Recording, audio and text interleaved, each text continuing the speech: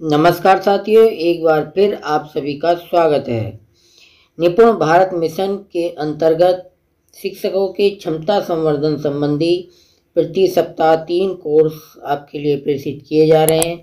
उसी के क्रम में इस सप्ताह 3 कोर्स 22, 23 और 24 आपके लिए जारी किए गए हैं।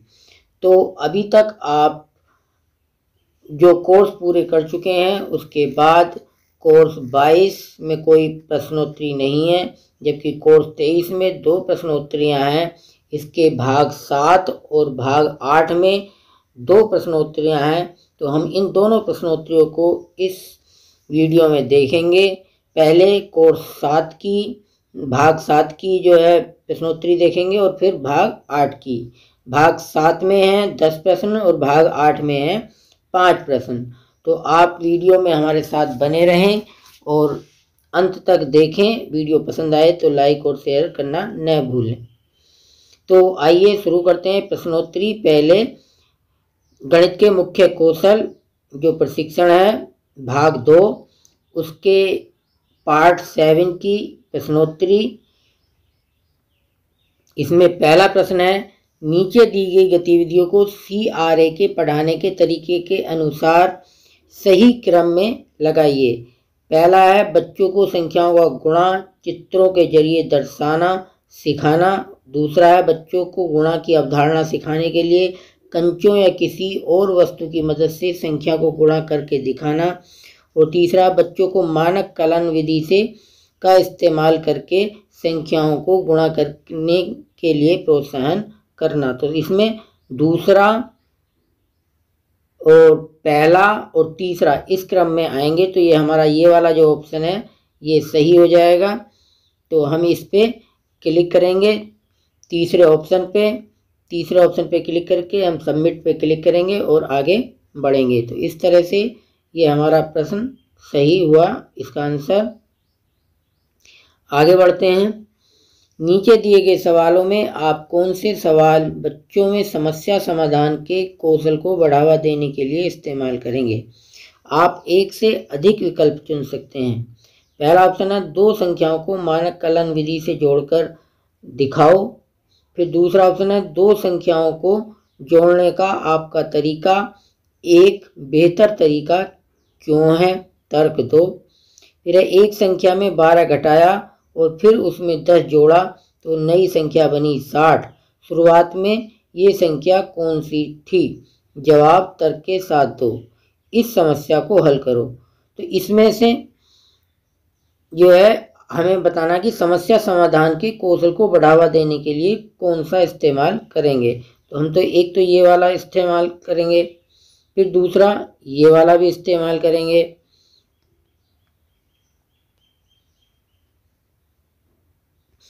और इस तरह से हम क्लिक करके इन्हें आगे अपने आंसर की जांच करेंगे। तो हमारा यहाँ दूसरा तीसरा विकल्प सही है, हमारा आंसर सही हुआ।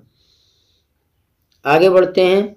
अगर आप कक्षा में समस्या का समाधान के कौशल को विकसित करना चाहते हैं तो आप किन चरणों को अपनी कक्षा में अपनाएंगे?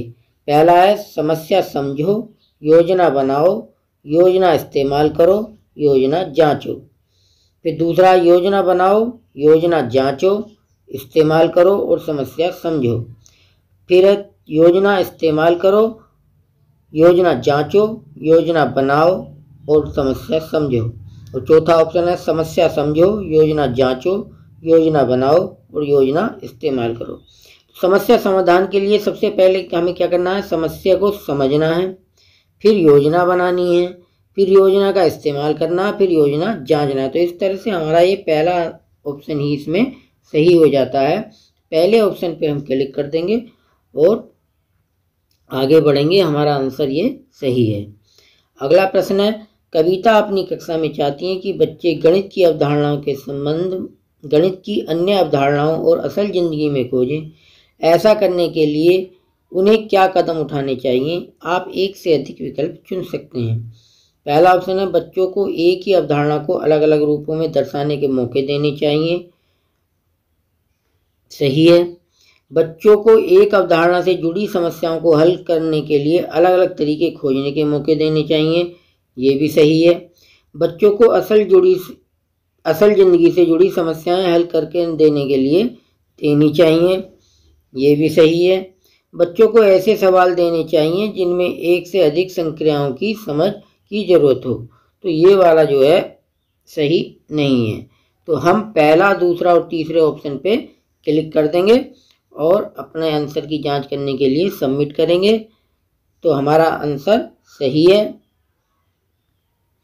अगला प्रश्न है, लतिका जी भाग की अवधारणा से जुड़े संबंधों की खोज कराने के लिए बच्चों को एक ही संख्या के बटनों को एक डिब्बे में बार बार निकालने के लिए कहती हैं। इस गतिविधि से वे किस तरह के संबंधों की खोज करा सकती हैं? भाग का घटा से संबंध, आप एक से अधिक विकल्प चुन सकते हैं। यहाँ भी भाग का घटा से संबंध, भाग करने की अलग अलग प्रक्रिया में संबंध, और भाग का गुणा से संबंध, और भाग का असल जिंदगी से संबंध। तो इसमें हाँ जो है लतिका जी भाग का घटा से संबंध कर रही हैं, भाग का गुणा से भी संबंध कर रही हैं, और भाग का असल जिंदगी से भी संबंध कर रही हैं। तो इसमें पहला, दूसरा और चौथा ऑप्शन हमारे सही हैं।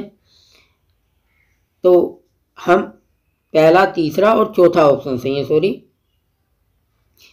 तो हम इस पे क्लिक करके अपना आंसर सबमिट करेंगे। इस तरह से हमारा ये ऑप्शन भी सही हुआ। अगला प्रश्न है, नीचे दिए गए सवालों में से सवाल चुनिए जिनके कक्षा में तार्किक सोच को बढ़ावा मिल सकता है। आप एक से अधिक विकल्प चुन सकते हैं। इन दो संख्याओं को जोड़ने पर क्या जवाब होगा? गुणा करने के दो तरीकों में क्या समानता है? जो भाग करने का तरीका तुमने इस्तेमाल किया है वह बाकी तरीकों से बेहतर क्यों है? और कक्षा में जिन तरीकों को जोड़ के जवाब में अलग आए हैं वे तरीके कौन से हैं? तो इसके जो है ये दूसरा और तीसरा ऑप्शन सही है। इसमें है गुणा करने के इन दो तरीकों में क्या समानता है, और जो भाग करने का तरीका तुमने इस्तेमाल किया है वह बाकी तरीकों से क्यों बेहतर है? तार्किकता की सोच को बढ़ावा इनसे मिलेगा। अपना आंसर जांच करने के लिए सबमिट करेंगे, तो ये हमारा आंसर सही है। अगला प्रश्न है, आइए एक शिक्षक की कक्षा में हो रही बातचीत को ध्यान दें। शिक्षक बच्चों 24 गुणा 2 कितना होगा? बच्चा 48। शिक्षक ये जवाब कैसे मिला? बच्चा 20 गुणा 2 बराबर 40 और 4 गुणा 2 बराबर 8 और इनका जोड़ हुआ 48। शिक्षक क्या अनिल का जवाब और तरीका आप सभी को सही लगता है? क्या ये तरीका हर स्थिति में काम करेगा? इस बातचीत के आधार पर बताइए कि कक्षा को बच्चों पर बातचीत की जिम्मेदारी के आधार पर किस स्तर पर रखा जा सकता है। आप केवल एक ही विकल्प चुन सकते हैं, तो इसमें स्तर 1 पर रखा जा सकता है। इस वाले ऑप्शन पे हम क्लिक करेंगे, स्तर 1 वाले पे, और सबमिट करेंगे। इस तरह से हमने देखा कि ये हमारा विकल्प सही है। अगला प्रश्न है, इस कक्षा को ध्यान से देखिए और बताइए कि कक्षा की शिक्षक ने कक्षा में बातचीत को बढ़ावा देने के लिए किन तरीकों का इस्तेमाल किया है। शिक्षक बोर्ड पर लिखे सवाल को हल करने में मुझसे कुछ गलती हुई है, वह गलती खोजिए। कुछ देर बाद कबीर कहता है, आपने हासिल गलत जोड़ा है। शिक्षक, वो कैसे? कबीर, इकाई के हासिल को दहाई में नहीं जोड़ा। शिक्षक, क्या कोई और जवाब देना चाहेगा? आप एक से अधिक विकल्प चुन सकते हैं। इंतजार करना, बच्चों को भागीदारी का निमंत्रण देना, बच्चों की बात को दोहराना, और बच्चों को अपने शब्दों में कोई विचार करने को कहना। तो प्रश्न है कि बातचीत को बढ़ावा देने के लिए किन तरीकों का इस्तेमाल किया है इसमें से? तो इसमें से शिक्षक ने इंतजार किया है और बच्चों को भागीदारी का निमंत्रण दिया है। तो पहला और दूसरा ऑप्शन इसके सही हैं और हम सबमिट करेंगे और हमारा आंसर सही है। आगे बढ़ते हैं। कश्मीरा जी अपनी कक्षा की शुरुआत अक्सर बच्चों को किसी समस्या को अलग अलग चीज़ों या तस्वीरों से दर्शाने के लिए कहकर करती हैं। क्या आप अनुमान लगा सकते हैं कि वे बच्चों को खुद किस सवाल को अलग अलग तरीकों से दर्शाने के लिए क्यों कहती हैं? आप एक से अधिक विकल्प चुन सकते हैं। पहला, इसमें बच्चे अपनी समझ जाहिर कर पाते हैं। जी हाँ, इससे बच्चे एक दूसरे की समझ पर चर्चा कर पाते हैं। ये भी सही है। इससे बच्चे एक ही सवाल को अलग अलग तरीक़ों से समझ पाते हैं। ये भी सही है। इससे बच्चे अपनी समझ बनाने की प्रक्रिया में सक्रिय भूमिका निभा पाते हैं। ये भी सही है। इस प्रश्न के चारों ऑप्शन सही हैं। हम चारों पे क्लिक करेंगे और सबमिट कर देंगे। इस तरह से ये भी आंसर हमारा सही है। अगला प्रश्न है, इशरत जी अपनी पहली कक्षा में संख्या की अवधारणा सिखाने के लिए बच्चों को ये सभी गतिविधियां कराती हैं। इसमें है संख्याओं के लिए राजमा के दानों को अपने जोड़ीदार के साथ गिनकर रखना। दूसरा, अपनी कक्षा में रखी वस्तुओं को गिनकर उन पर संख्याओं के लेबल लगाना। इन गतिविधियों की मदद से इशरत जी मुख्यतः गणित के जुड़े किन कौशलों के विकास पर काम कर पाएंगी? आप एक से अधिक विकल्प चुन सकते हैं। तो इसमें जो है, एक तो समस्या समाधान पे कार्य कर पाएंगी और दूसरा बातचीत से समझ बनाने में भी कौशल आएगा और गणित के संबंधों को पहचान कर पाने में भी कौशल पैदा होगा। ये जो दूसरा और चौथा ऑप्शन है ये गलत है। इस तरह से हमने इसका भी आंसर की जांच की और ये हमारा आंसर सही हुआ। इस तरह से हमने जो है गणित के मुख्य कौशल की प्रश्नोत्तरी में भाग 7 की ये प्रश्नोत्तरी के 10 प्रश्न किए और हमारे 10 के 10 प्रश्न सही हुए। अब भाग 8 की प्रश्नोत्तरी को देखते हैं। इसमें काफ़ी प्रश्न जो है पिछली ही प्रश्नोत्तरी से दोहराए गए हैं। Course 8 assessment. आइए शुरू करते हैं। एक चीज़ और, अगर आपको ये वीडियो थोड़ी भी लाभप्रद लग रही है और आपको लगता है कि मैं आपको कुछ सही से समझा पाने में समर्थ हुआ हूँ, तो आप वीडियो को लाइक और शेयर करना न भूलें और चैनल पर नए हैं तो चैनल को सब्सक्राइब कर लें। पहला प्रश्न है, लतिका जी भाग की अवधारणा से जुड़े संबंधों की खोज कराने के लिए बच्चों को एक ही संख्या के बटनों को एक डिब्बे में से बार बार निकालने के लिए कहती हैं। इस गतिविधि से वे किस तरह के संबंधों की खोज कर सकती हैं? तो इसमें पहला ऑप्शन है भाग का घटा से संबंध, दूसरा है भाग कराने की अलग अलग प्रक्रिया में संबंध, फिर है भाग का गुणा से संबंध, भाग का असल जिंदगी से संबंध। तो देखिए, इसमें भाग का घटा से संबंध बता रही हैं, भाग का गुणा से संबंध बता रही हैं, भाग का असल जिंदगी की स्थितियों से भी संबंध बता रही हैं। इस तरह से पहला, तीसरा और चौथा ऑप्शन सही है और पहला, तीसरा, चौथा ऑप्शन के लिए हमारा जो पांचवा विकल्प है ये सही है। हम इस पांचवें विकल्प पे क्लिक करेंगे। इस पे पांचवें विकल्प पे क्लिक करेंगे और अपने आंसर की जांच करेंगे। हमारा ये आंसर सही हुआ। आगे बढ़ते हैं। कविता अपनी कक्षा में चाहती हैं कि बच्चे गणित की अवधारणाओं के संबंध में गणित की अन्य अवधारणाओं और असल जिंदगी में खोजें। ऐसा करने के लिए उन्हें क्या कदम उठाने चाहिए? तो पहला ऑप्शन है बच्चों को एक ही अवधारणा को अलग अलग रूपों में दर्शाने के मौके देने चाहिए।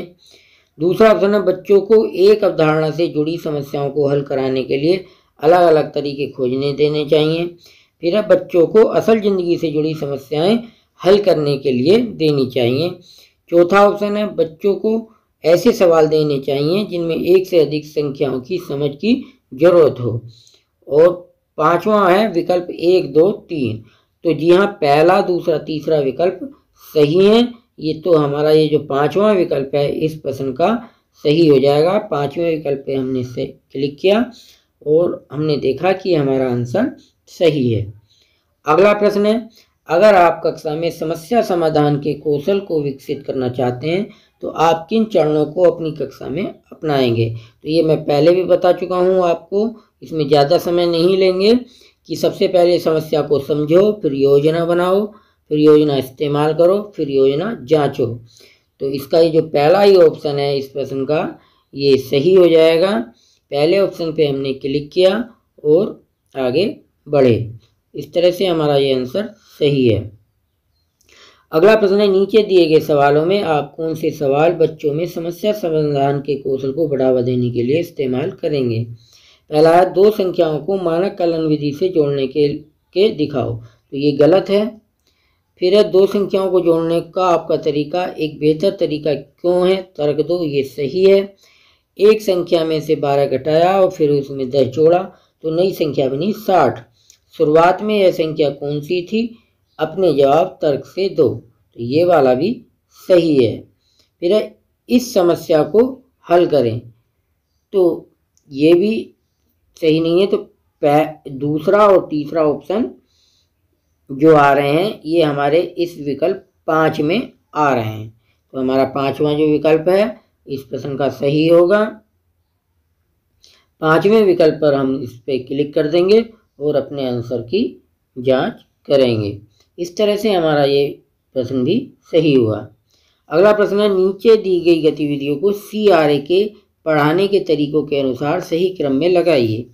पहला, बच्चों को संख्या का गुणा चित्रों के जरिए दर्शाना सिखाना। फिर है, बच्चों को गुणा की अवधारणा सिखाने के लिए कंचों या किसी वस्तु को मदद से संख्या को गुणा करके दिखाना। फिर है, बच्चों को मानक कलन विधि का इस्तेमाल करके दो संख्याओं को गुणा करने के लिए प्रोत्साहन करना। तो CRA में सबसे पहले क्या आएगा, कॉन्क्रीट, फिर आएगा रिप्रेजेंटेशन और फिर ये लास्ट वाला ये आएगा। तो इस तरह से हमारा ऑप्शन हो जाएगा 2, 1, 3। तो 2, 1, 3 पे हम इस पे क्लिक करेंगे तो हमारा ये वाला जो ऑप्शन है ये सही हो जाएगा। और हमने ये सही किया तीसरा ऑप्शन और हमारा ये आंसर भी सही हुआ। इस तरह से हमने इसके भी 5 प्रश्नों के आंसर दिए और हमारा स्कोर हुआ 5 आउट ऑफ 5। तो इस वीडियो में हमने जो निपुण भारत मिशन के अंतर्गत कोर्स 23 है उसके दोनों भागों की प्रश्नोत्तरी मतलब 7 और 8वें की प्रश्नोत्तरी देखी, जबकि भाग 22 में कोई प्रश्नोत्तरी नहीं है और भाग 24 में जो है वो यूट्यूब लिंक होता है, यूट्यूब की एक वीडियो होती है, आप उसे देखें और इन कोर्स को अपने शीघ्र कंप्लीट करें। तो वीडियो में हमारे साथ बने रहने के लिए आप सभी का धन्यवाद। नमस्कार।